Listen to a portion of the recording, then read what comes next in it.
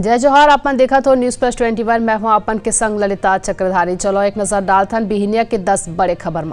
भारत जोड़ो यात्रा के आज 100 दिन पूरा। राजस्थान में प्रेस कॉन्फ्रेंस कर ही राहुल गांधी।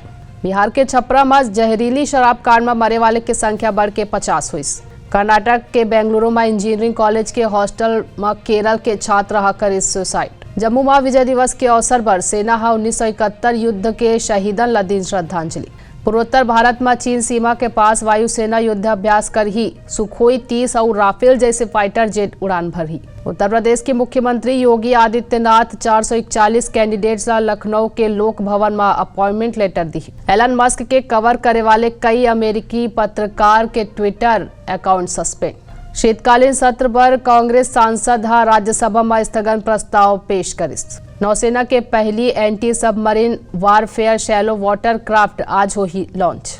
आज कोलकाता दौरा में रही गृह मंत्री अमित शाह। ऐसा ही तमाम जानकारी ले लगातार अपडेट रहे बर देखत रहो न्यूज प्लस 21 आप मन के हक के बात।